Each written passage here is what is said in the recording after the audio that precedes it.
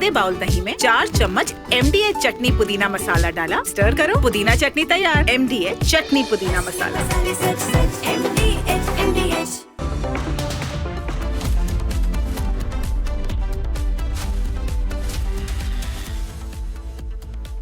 Hi there, welcome back friends. We are continuing to have our conversations on geopolitics as we build up to that mega coverage of Prime Minister Modi's participation in the Shanghai Cooperation Organization Summit that pans out tomorrow and day after in Tianjin of China. A big development came in today evening, which was the GDP numbers of India's first quarter of this financial year. And they are smashing, to say the least. They are rocking. At 7.8%, India not only remains the fastest growing large economy or major economy of the world, it has also widened its gap with the next one, which is China at 5.2%. In fact, in nominal GDP terms, it's 8.8%. And remember, we are looking ahead at the festive season, which means that this bump is going to continue. Indian economy, classified as dead by President Donald Trump of the United States, is turning out to be deadly instead. It's firing on all cylinders. It's setting an example of how to ride turbulence. And that is the reason why perhaps India as a nation has made this resolve that we will stare down Trump's America on the issue of tariffs, of course. The larger US-India relationship still remains strong and long-term. It's just the Trump tariff tantrum and the turbulence coming out of which we have to negotiate. As Niranjan joins me in the studios, and of course we have a fantastic panel of guests yet again from around the world, from Russia, from China, from the United States. For the next 1 hour, we are going to bring to you the triangulation that's taking place from Tianjin to Washington, D.C., via Moscow, via New Delhi, via Kiev. And what's in it for us? What's in it for the global community? Niranjan. Abhishek, in the last 48 hours, you've had comments by Republicans. Some Republicans have slammed Donald Trump. You have think tanks in America which have been questioning Donald Trump. And you had the Jeffries report also that came in, a comment that was made by the Jeffries, which said the tariffs are primarily the consequence of the American president's personal pique. That he was not allowed to play a role in seeking to end the long-running acrimony between India and Pakistan. It's becoming increasingly clear it's not about America, it's just about Trump's personal ego. We have a debate on the new global order that's shaping up that you will see on your screens play out in the next 2 days. But here's the story so far, the different comments that continue to come in from America.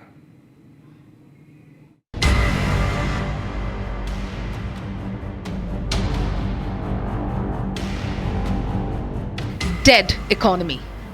That's what they called us. But India's story is no longer being written in Washington. From Tokyo today,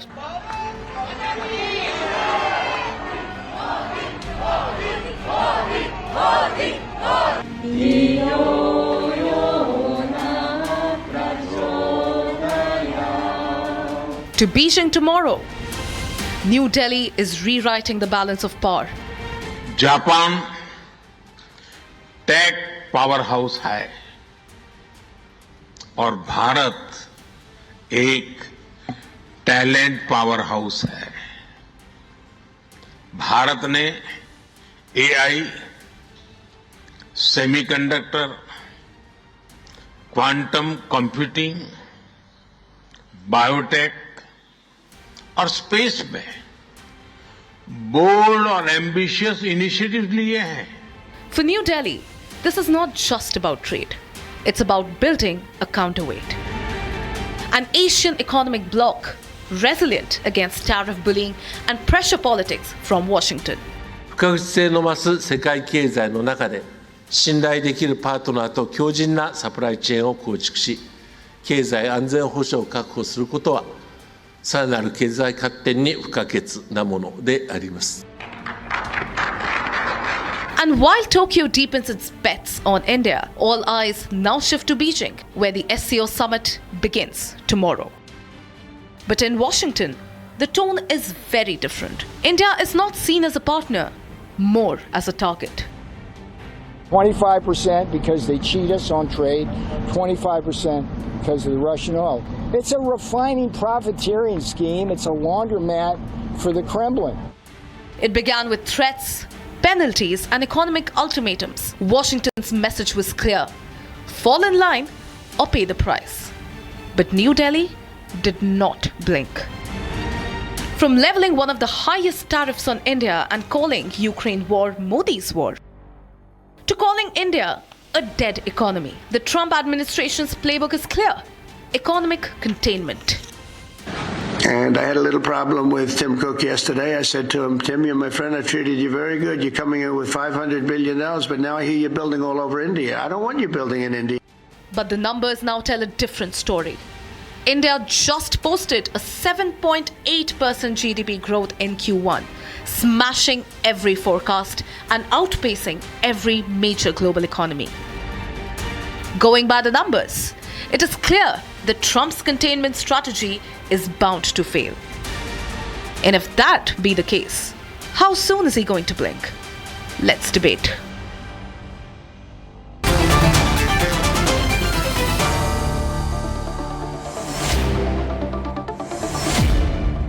And joining us on this global debate Friday evening, David Sofair. He's a Republican joining us live from Washington, D.C. I also have Richie Greenberg, who's a former Republican mayor candidate. He's live from San Francisco. Ajay Jain Bhutoria, who's a former advisor to Biden, joining us live from California. Professor Madhav Nalapat, giving the Indian perspective. He's a geopolitical expert, live from Thiruvananthapuram in Kerala. Victor Gao, a Chinese perspective. He's the vice president of the Center for China and Globalization, live from Singapore. And I have Tatiana Kokareva, who's a senior journalist. She's giving us a Russian perspective this evening. Okay, let me start with Richie Greenberg. Richie Greenberg, like Richard Wolff said, right? It's like, what did he say, Abhishek? The rat talking to the elephant, is that what he said? It's like the rat talking to the elephant, right? So we're growing at 7.8, Richie. We're not going anywhere. I know you're in San Francisco in the Silicon Valley. I know, importantly, semiconductors, technology development, tech jobs, visas. I mean, I know that there are a lot of Indians there. You will look to India at some point because, our semiconductors are rolling out. By the way, they've begun to roll out. And we are not going to stop. We are growing. We continue to be the fastest growing economy. We aren't going to stop. That's an excellent point. And we appreciate it. I appreciate here in San Francisco, as you mentioned, as the world knows, we are pretty much the center of the universe in technology development, apps development, and attracting and retaining or trying to retain talent. And we know that around the world, we are all looked at as being why people want to come to the United States, why people want to come to California and San Francisco, Silicon Valley area. So this whole prospect of there being tension between India and the United States, between Trump and the rest of the world in terms of tariff and other restrictions, this is problematic, but there's always a reason behind this, and it's called a level playing field. It's called being fair to the different economies. It's called being fair to the United States, and that's particularly why we have this particular impasse right now. This is why we've got the tension that's happening, and I'm looking forward to these next few weeks, different conversations, the SCO and others, to get things resolved, to get tariffs brought down, so that way we can all move forward in a whole global economy. Richie, if I could continue this conversation with you a little further. You are best placed to answer this. In fact, you said you are at the center of the universe when it comes to tech. Silicon Valley has an umbilical link with India. And the manner in which the Trump administration is really going after this ecosystem in terms of talent, and you mentioned the challenges of retaining talent. I mean, what is happening is definitely not the best approach to retaining talent, as you say. In which case, and remember also, politically speaking, you are apart from being in the center of tech universe, you are also right there in the hub or an island of Democrat establishments, so to say, California ruled by Gavin Newsom. You think you can prevail upon Donald Trump to bring the India-US relationship back on track? Well, yeah, it's an interesting conundrum as you bring up. And here in California is majority Democrats. And as we've seen over the last few years, they've become further and further left wing, which is very problematic overall for the United States. And here in San Francisco, it's even worse. It's even more left wing, radical, almost socialist, as some people like to call them. And that does not necessarily reflect what's happening in the rest of the United States. As you know, as the world knows, we have Donald Trump as the president, a Republican.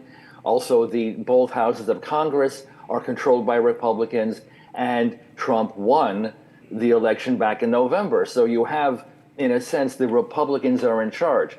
So even though we are all looking, and in this panel today, the discussion today is talking about international relations, here in the United States, we have our own problems where we've got tension and fights between the Republicans and Democrats on how to control all of these different issues domestically and foreign. And Richie, sorry for interjecting, but I have a point there because traditionally, the larger Indian American community, the diaspora, has leaned Democrat. You have a challenge there as you look forward to the midterms in January, February. In which case, again, what President Trump is doing is really making life difficult for you and your politics there on the ground. Yes and no. Again, we've got different states. We have 50 states that each state has its own elections, its own characteristics, its own Republican or Democrat majority. And as you say, a lot of Indian diaspora, there's two responses from me on that. First of all, if they're not legal citizens here, that they're not going to be voting. That's the first thing. So you can bring as many as you want into work here under different visas, but they don't affect politics in terms of being able to vote. It's just, it is a conundrum. Of course it is. But, we've seen more and more of those who have come to the United States wind up now, they're more leaning to the right. They're leaning more towards Republican because they see how detrimental the Democrats have become, how far left they've moved. I don't know if that really helps you, Richie. Let me take this to Professor Niranjan, if I could, to Professor Madhav Nalapat. Professor Nalapat, Prime Minister Modi, in many ways, had got the diaspora not only center stage in terms of American politics, but also made it a little centrist, perhaps look at Republicans as an option. And with that, Howdy Modi event, right, Niranjan? You covered that from Houston. Modi, yeah. I think that really paid dividends to the Republicans. Professor Nalapat, do you think that stands jeopardized, that stands a little broken? Look, let me point out that Peter Navarro, Trump's trade representative, has himself admitted that Trump's war on India is personal, and it is deeply personal. The fact is, we refuse to accept the untruth uttered by President Trump that he was responsible for ending the Operation Sindoor. That was the brief conflict between India and Pakistan that lasted about 80 days. He kept on repeating that, and we had to say very politely, sorry, you're wrong. We ended it. The DGMO, Director General of Military Operations in Pakistan, dialed our DGMO, and we had a ceasefire deal.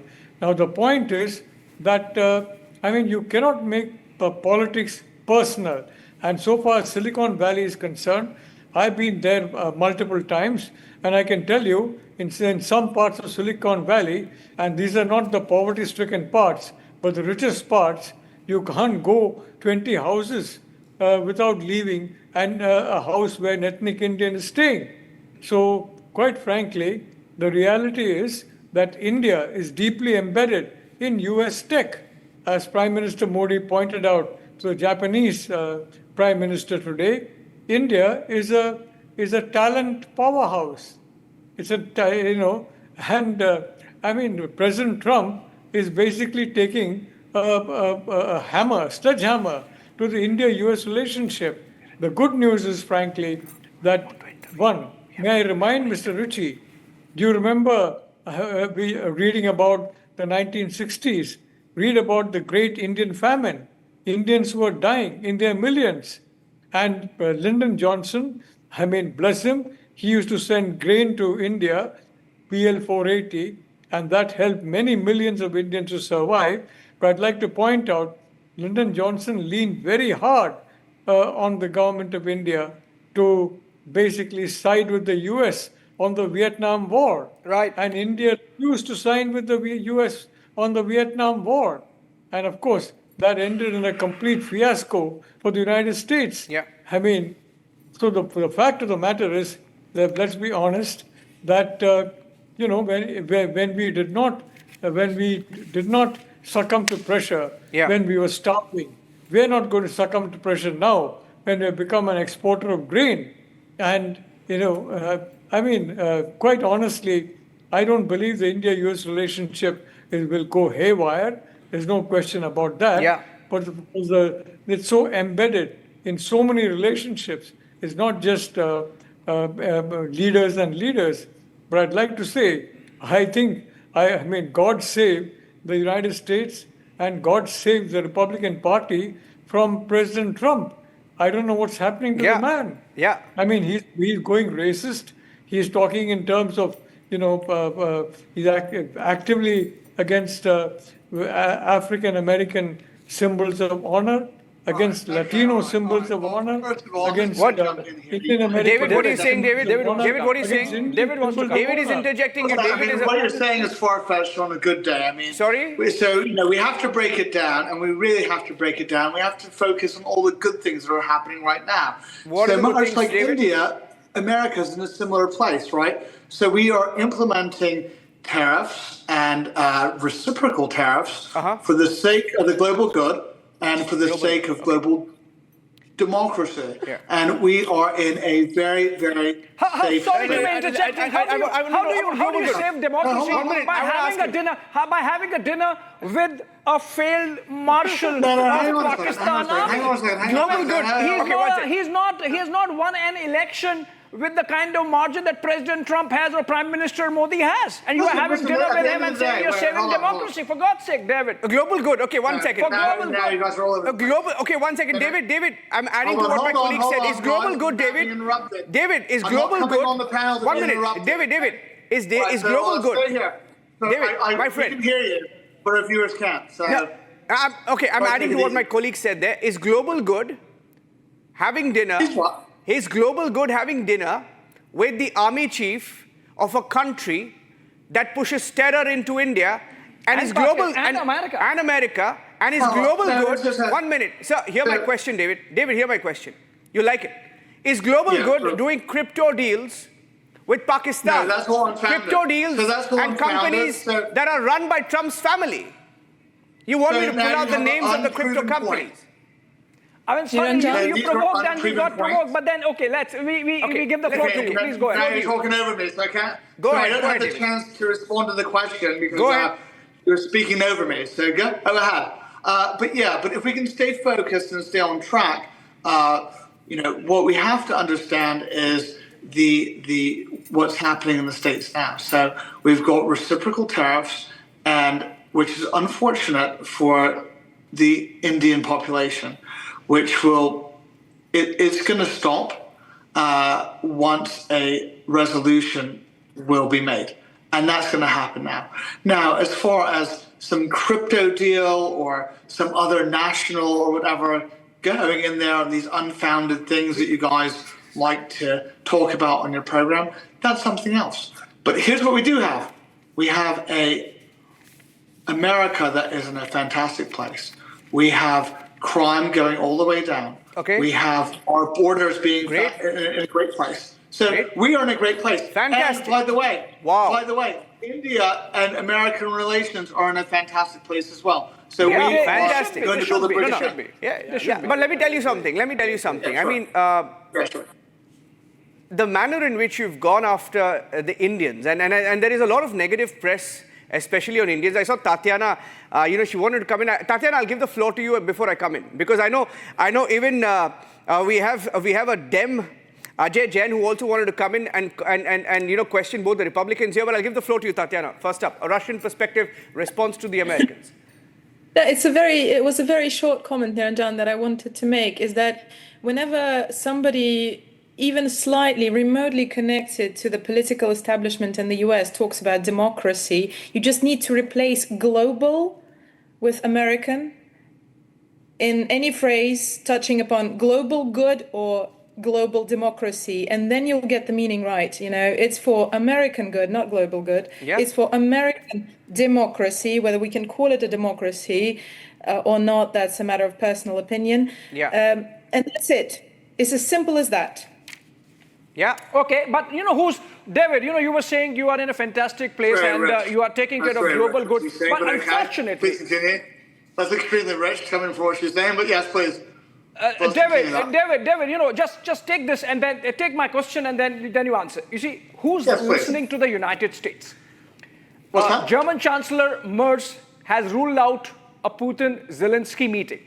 Zelensky himself has said, either you meet by September 1 or don't meet. Russian forces in the last 12 hours have advanced in the Kupiansk Oblast of Ukraine and have rejected, effectively, a possible meeting with Zelensky.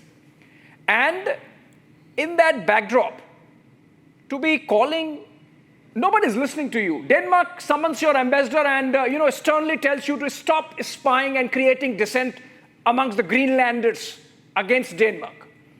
And in that backdrop, to be calling the Ukraine war as Modi's war, David, it's really little unfair that, nobody's listening to you, for God's sake. We're going to pull back our troops. By the way. Actually, Modi's war, we're going to pull back our troops. The entire world is listening, right? Yeah. And the entire world is all ears, right? Now, having said that, these are not my words. So we are confident that in a negotiation tactic that something good will happen from this. But we have to deal with our reciprocal tariffs that we have in place, and that's where we are at the moment. So we have to also deal with the Europeans who were supposed to have the backstop for Russia. So none of that's happened. It's an ongoing conflict and it's an ongoing negotiation. So hopefully all of these. I see it all as transitory. These are transitory tariffs, and hopefully a resolution, can happen soon for the sake of global democracy. Yeah, let me tell you something. Ajay Jain Bhutoria is joining us. He's an American. He's in California, and he's been a former advisor to Biden. Okay. Eric Garcetti is an American, right? Well, Ajay, how did that work out? Ajay, hi. Eric Garcetti is an American, right? I'm guessing he's American, right? He's still American? Absolutely. Yeah, he was an ambassador he's here. American. He was an ambassador Yes, here until yes. Trump decided to, of course, Is Biden replace still him. But let me American? tell you, one sec, David, Biden's listen. still an American. No, David, Let's listen. not know that. David, listen, because you spoke about, the global good, following a rules-based order. You know what Eric Garcetti said? Let me quote an American to an American. Eric Garcetti, sir, said in India, while he was the ambassador here, he said, they bought Russian oil because we wanted somebody to buy Russian oil at a price cap. That was not a violation or anything. It was actually the design of the policy, because as a commodity, we didn't want the oil prices going up, and they fulfilled that. This is an American ambassador to India saying it on record. Your ambassador wanted us to buy Russian oil. So why are you cribbing about it now? Why are you cribbing about it? Ajay, I want Ajay to take that. Ajay, didn't Eric Garcetti say that? So, Yeah, let me address that. So what happened is that 5.5 million Indian Americans in the last 25 years working with President Clinton to Bush to Obama to Biden had built a strong relationship where we saw the trade going from 20 billion to 190 billion, Quad standing tall, and India-US partnership growing. And this guy, Trump, comes in and erodes the complete trust and destroys this relationship right now as of now, and by slapping 50% tariff. Now he's saying that it's a Pete Navarro has gone crazy. He's kind of pleading to get attention by saying this is the Modi's war. This war is a U.S. war, and the war can be stopped by Ukraine and Russia. President Trump has miserably failed in all fronts. I mean, he said that he will stop the war in 2 weeks once he comes to the power. He brought Putin to U.S. in Alaska. He brought Zelensky. He brought the European allies, and none of them agrees.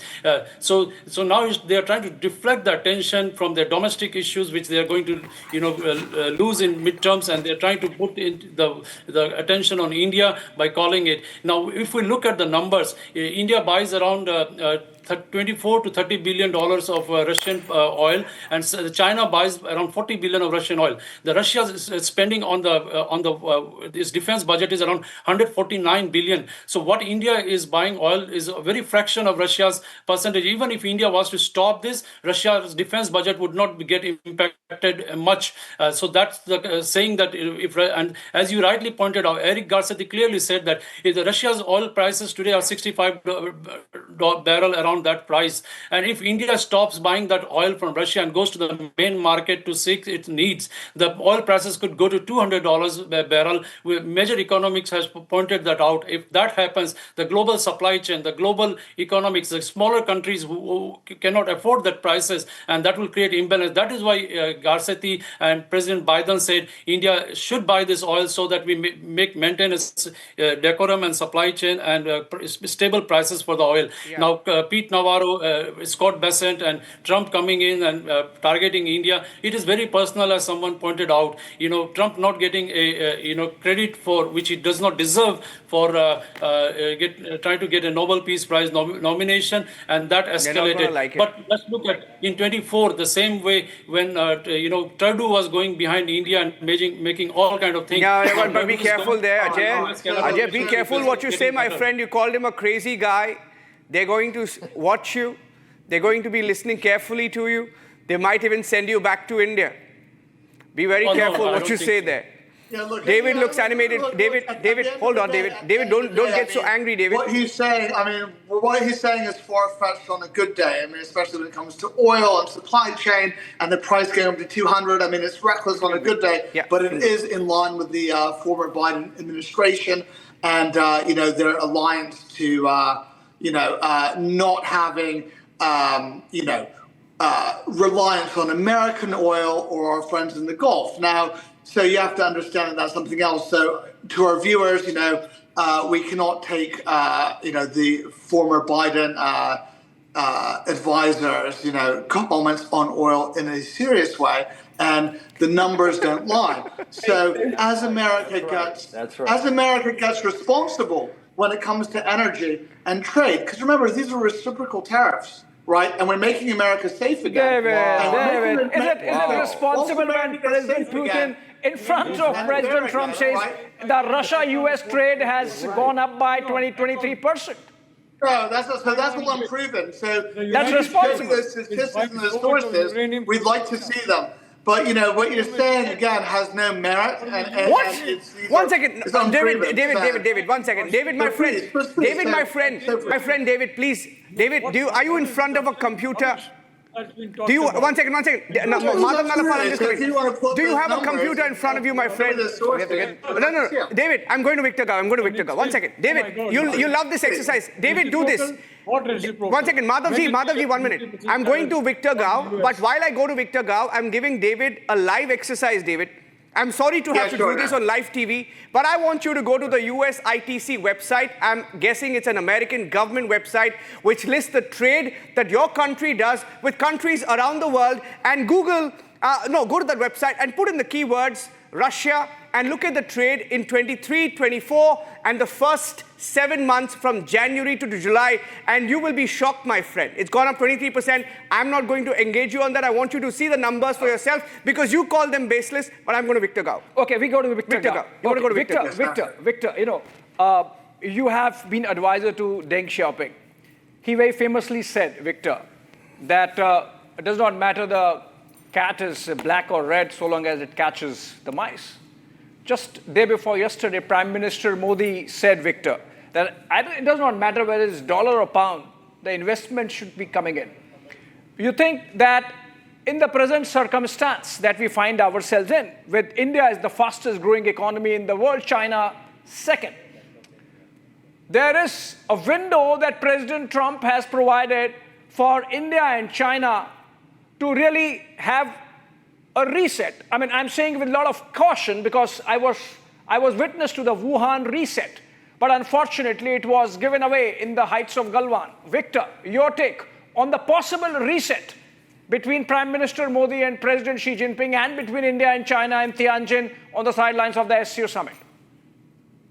Thank you very much for having me. First of all, congratulations to India for achieving 7.8% GDP growth. This is truly a spectacular growth rate. It outpaces anyone else. And it also strongly indicates that the Indian economy is not dead economy. And whoever who calls the Indian economy dead economy probably is completely out of touch with the reality. Secondly, China and all of us are warmly welcome His Excellency Prime Minister Modi to come to China to attend the SCO Summit in Tianjin, which is just 100 kilometers away from Beijing. And I think his presence will really boost the prospect that the SCO members can really gather together to talk about all the issues that mankind is faced with. The fact that Prime Minister Modi is not staying behind, as President Putin will do, to attend the September the 3rd celebration in Beijing is a little bit pity, but nothing in life is perfect. Now, the other thing is that with or without the United States, China and India need to reset their relations. After all, we are the superpopulations, meaning both of us, each of us has a population more than 1 billion. We have a population of 1.4 billion for each. That means China and India, being the only two superpopulations in the world, have tremendous amount of responsibility for our own people, for each other, and for mankind as a whole. We need to do the right thing. We need to overcome the territorial disputes between us, and we need to engage with each other as equals, rather than, for example, dismissing each other, as President Trump has demonstrated fully that he dismissed India as a great nation. He wants to write off India as if India is not consequential. No, India is consequential. India is impactful, as China is. And I hope we will be held with great respect by all the countries in the world. And the fact that the United States under Trump is not doing the right thing, dealing with India, is really a shame. I'm ashamed to see that India will be dealt with, manhandled like this by the President of the United States. That gives us more incentive to engage with each other as equals, to talk with each other, size up with each other, and whatever differences there are, which may be plenty between China and India, we need to deal with them head along. We do not need to pretend that they do not exist, but we cannot be hijacked by the territorial disputes. Allow me to make one very important point. China-Indian relations is not one-dimensional. There are multiple dimensions. The fact that the territorial dispute is a poison in our relations doesn't mean that the overall relations between China and India should be poisoned by this territorial dispute. We have enough wisdom and courage and vision to transcend this territorial dispute between us, and we want to do the right thing for ourselves and for mankind. And we want to demonstrate to President Trump of the United States that China and India can overcome all the odds and hold each other's hand, move in the same direction, despite of all these challenges and difficulties. Yeah. You know, the thing is, I'll go to Tatiana now, because, China is one of not one of, it's the world's largest importer of Russian oil, right? It doesn't face 50% tariffs.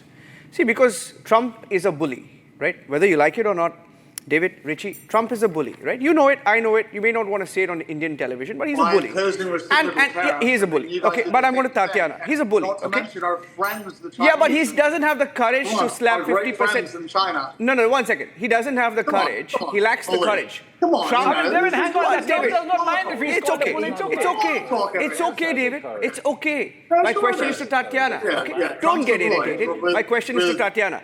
See, the thing is, I mean, like Putin doesn't mind if he's called a strongman. yeah, it's okay. Now, the question is, Tatiana, they're going after Russian oil refineries. Now, I'm reading reports, and I wanted to get your view on this because you're sitting there. They're targeting Russian oil refineries. It's clear they don't like it. They don't like the fact that China is buying Russian oil. They don't like the fact that India is buying Russian oil. And that's why they're going after Russian oil refineries. I'm reading reports that in the last 2 days, there are different numbers. I'd like to get a realistic perspective from you. Some reports saying 5% of oil refineries or oil refineries supplying up to 5% have been hit. Some numbers saying 17%. What's the real number and what's going on the ground? That's an interesting question that you pose because, you know, again, the reports that you're reading, there's a reason why it says reports. Yeah. Look, Mostly American. Let's step back for a second, okay? And I do believe that some of our American speakers will find the things that I say actually interesting. Look, first of all, I wouldn't agree that Donald Trump is a bully per se. He's a showman. And the show that he's been putting on, I think we've discussed this over and over again. You know, just as we cannot take everything that's being said by anybody within the American establishment completely at face value when it comes to the global good, the so-called global good, you know, because every American leader, as they should really, has been thinking about, number one, about their country, you know, so all the global good they talk about is usually American good. And we need to remember that. But also, you know, I think even by discussing and by indulging in this Trump bashing, it is extremely entertaining, but it is kind of pointless from, I think, the standpoint of the countries of the global South. Look, I mean, the SCO has grown immensely.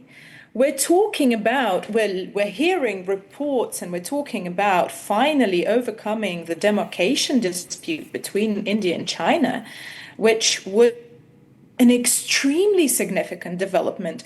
We need to, if anything, thank Donald Trump for pushing them, you know, together, for making it possible. I think that, you know, as long as we're discussing the democratic side of things, you know, our Democratic speaker has said a lot about, oh, look, the Democrats wanted India to buy Russian oil. Of course they wanted somebody to buy Russian oil, because otherwise, with the sanctions, they would have crashed the oil market. And the first country that would have suffered was going to be the US.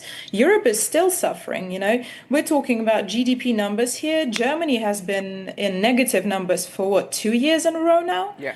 France is less than half a point. In the meantime, Russia being under every single sanction imaginable, you know, they're always saying, well, we'll stifle Russia with more sanctions. I'm quite interested in what they want to put out next, because they've literally sanctioned almost everything, apart from the things that they need for themselves, as we know. You know, because again, America goes first. And yet Russia's GDP growth is substantially higher than the European one, you know, than the leading European economies.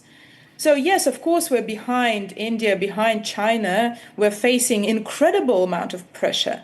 Okay. But again, this is about the numbers. So let's be grateful to Donald Trump allowing the SCO countries and pushing them to thriving together and thriving in collaboration and cooperation. Absolutely. That might have not happened if it weren't for his incredible showmanship. Okay, I want prize for Madhav Nalapat and Richie to come into this. Richie first. Richie, you were nodding and you seem to be in agreement with Tatania on many counts. I think part of it must be coming down from the Trump-Putin bonhomie. We are aligned, yeah.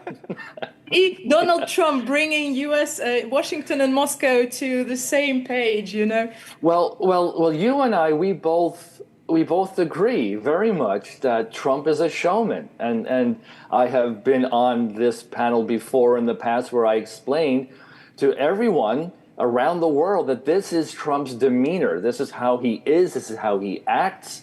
He is a showman.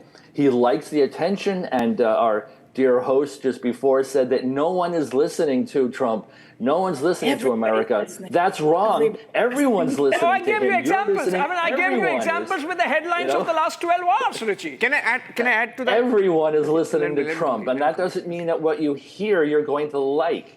Also, as we know, he has written the books, The Art of the Deal. He's a businessman first. He likes to put things on the table. Sometimes they're not very appealing things on the table.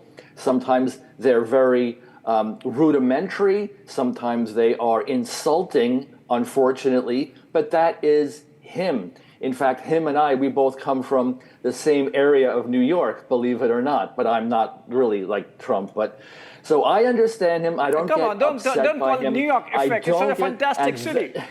He says he's wary about being competitive. This is how he is. And the fact, as my colleague from Moscow has said, right, Tatiana, you said that, he is the force that has pushed people together to talk, to have dialogue, to negotiate in certain ways, and to come together to resolve issues. And even though he might have not been directly involved in many things, he forces other people and other nations, in this case, to come together. And it's having a positive effect. Now, let me Tatanya, would you want to respond to this, or I will go to Professor Nalapa? Yes, You respond and I'll go to Madhav. There's a very big difference between forcing other countries or allowing them to, because they just look at what he does and say, okay, no, I'm not going to talk to this. I'm going to talk to but my the friends options here. are there. You got the options. Something. No, but I do agree. It's just like with the resolution of the crisis with Pakistan. No, Donald Trump is not responsible for everything that happens on the face of the planet. I'm sorry. He wishes to, but no, there are a lot of very, very important developments that happen without him knowing, and during the time that he's basically asleep. Yeah. On a lighter note, he should get the Nobel Peace Prize for getting Vladimir Putin, Xi Jinping, and Modi on the same stage in China. And it's happening in exactly 2 days from now. That's on a lighter note, but I want to go to Madhav Nalapat. See, Madhav, also what he's done is, Mr. Nalapat, in the last 24 hours, you had this grouping called Quad, right? Look what Quad countries have done, Quad nations. Japan decided not to send its negotiation team to America. They've cancelled the visit. Just as Prime Minister had taken off from London, from Delhi for Tokyo. It happened last night. Yesterday afternoon, we had the breaking news update that the Japanese negotiating team is not going for the trade talks. And then you had Australia, the Australian minister, who said on record that he opposes the tariffs imposed by America. He also made a very interesting comment. He said, we are for diversification, hinting that they want to look at other markets. They're tired of this global order. They want to diversify. Everyone's looking out for their own. Effectively, Donald Trump is upset even the Quad, right? He's almost destroying the Quad by this reckless, tariff that he's imposing on countries. Smaller countries are staring back at him. Madhavji. Look, I want to just make a very simple point. When you are a civilized human being, you behave as a civilized human being, which basically means showing respect to others and treating others with respect. You don't trample on them. You don't bully them. You don't shout at them. You don't abuse them. And that too, not in the privacy of a room, but on live television, preening in front of the cameras. I mean, the relative situation is no self-respecting country can tolerate this kind of bullying. No self-respecting leader can tolerate this kind of bullying. May I point out very respectfully to President Trump? I mean, you were born in a billionaire's house. You only known wealth. Prime Minister Modi was born among the poorest of the poor. He comes from one of the most backward locations, and he made his way up by great hardship, immense hardship. That's a big difference between him and President Trump. President Trump doesn't understand how those who are not millionaires, billionaires or at least millionaires can live. Okay. Prime Minister Modi knows how the poorest of people live, and he empathizes with that. And that's what a good human being should be. Professor Nalapat. Not somebody who, I'm sorry, just listen, please don't, interject the way President Trump does. Look, I read a book, in his years out of power. And if you go on Google, you'll find I've supported Trump from 2015 when he didn't even declare his candidacy. That's why the last 5 or 6 weeks, have really shocked me. And I read a book by his niece, that the man has no empathy whatsoever. I'm forced to concede that. The way he talks about the global south, I don't want to even name it, David, but the first letter starts with S, and the last letter is with E, and we all know what he said. I mean, that's the kind of language that somebody who's fighting in some gutter will use, not the President of the United States. And you can't expect a self-respecting country like India, as I pointed out. We did not succumb when we were starving. We're not going to succumb now when we have surplus stocks. And I can tell you, US tech companies are not going to stay away because of President Trump. They have made it very clear they're going to continue in India because they're going to grow in India and they're going to develop in India. No one is listening to President Trump except the echo chamber around him, which basically relies on him for their care and feeding. Okay, Professor Nalapat, I was interjecting because I wanted a little different nuanced view also from you. But before that, I have to get in David. David, given the last 40 minutes of conversation that we have had, and we began with India's GDP numbers, you think that President Trump came really unprepared into the presidency so far as India is concerned? He really misread Prime Minister Modi despite his friendship, and he really misread India's resolve to really stare down. Sure. So, I think that President Modi and President Trump still have a great relationship, and it's ongoing. And, by the way, I'm a big fan of, India's administration now as well. I think most Americans are, especially in our party. Now, with that being said, we are dealing with some things that are transitory. So those has to do with trade mostly and making America fair again. We had a similar arrangement with our friends, the Chinese, and that has bared some good fruits now. So there's been some concessions there. So, tariffs are not a bad thing, and either are closed borders. I mean, our friends in India do the exact same thing. So have we taken a page out of their playbook? Maybe we have. But here's what we're doing right now. How much time? Here's what we're doing right now. Here's what we're doing right now. Hang on. Okay, I want to go. David, quick last word. David, I have 40 seconds on the show. I just want to get Victor because he's barely spoken in this. Victor, we've bought over 1,000 tanks that are operational from Russia.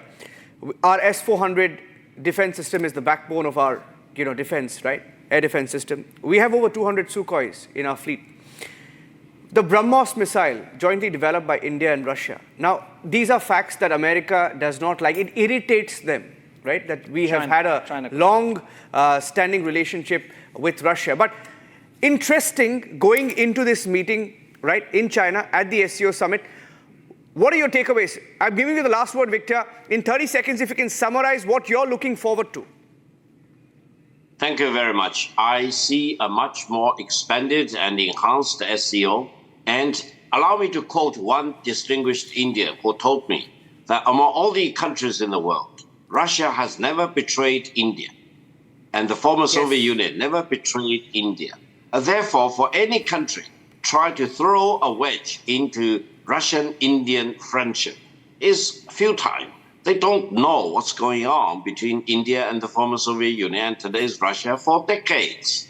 And I think with both Russia and India, as well as China, as important members of SCO, I'm pretty sure this year's SCO Summit will be crowned with great success, and Prime Minister Modi will emerge as a victor because he is making peace with all the other members of SCO at the time when the United States is manhandling India, dismissing the Indian economic prospect, and showing disrespect for the people of India. Fantastic point to end with. I know, if I allow Abhishek to start talking about the number of times America has backstabbed India, he won't stop. He's done a thesis on that. But Abhishek, last word.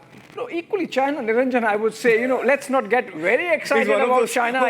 Victor is my friend. I can tell him on his face that let's not get very excited about China either. But then this is a game of chess.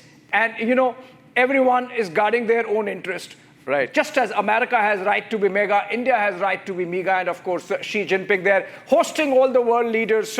That's tomorrow and day after. We of course will keep you abreast and updated with our senior editor Shravan Sen there on the ground, getting you all the pictures, all the information, and of course deep, incisive insights into the world of geopolitics and geoeconomics as it pans out over the next 2 days. Biggest coverage on Republic. Thanks for watching. Thanks for watching. ये है secret recipe MDH का जीरा SIP जल जीरा मसाला। SIP SIP जीरा SIP MDH का जल जीरा सिप MDH का जल जीरा सिप।